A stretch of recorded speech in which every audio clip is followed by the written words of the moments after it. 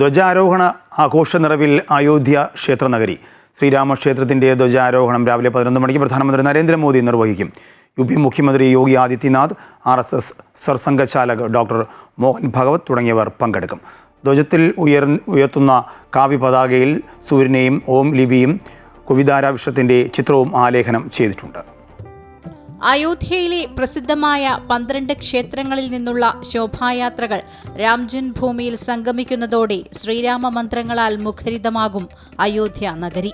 രാവിലെ അയോധ്യയിൽ എത്തിച്ചേരുന്ന പ്രധാനമന്ത്രി നരേന്ദ്രമോദി ഹനുമാൻഘടി ക്ഷേത്ര ദർശനത്തിനും രാംലല്ല ദർശനത്തിനും ശേഷം 11:58 മുതൽ 1 മണി വരെയുള്ള ശുഭമുഹൂർത്തത്തിൽ ധ്വജാരോഹണം നടത്തും. പതാക ഉയർന്നയുടൻ അയോധ്യയിലെ ക്ഷേത്രങ്ങളിലും ആശ്രമങ്ങളിലും വീടുകളിലും മണിനാദം മുഴങ്ങും.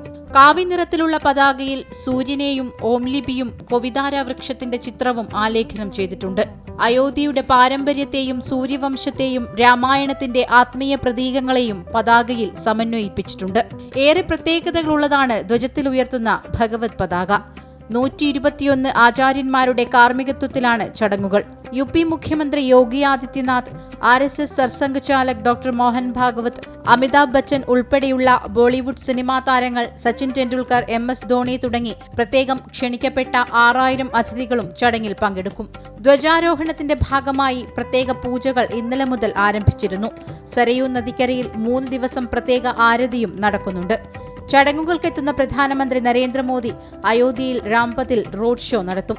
ക്ഷേത്ര നിർമ്മാണത്തിൽ പങ്കാളികളായ എഞ്ചിനീയർമാരുമായും തൊഴിലാളികളുമായും കൂടിക്കാഴ്ച നടത്തുന്ന പ്രധാനമന്ത്രി 3 മണിക്കൂറിലധികം അയോധ്യയിൽ ചെലവഴിക്കും. അമൃത ന്യൂസ്, ന്യൂഡൽഹി.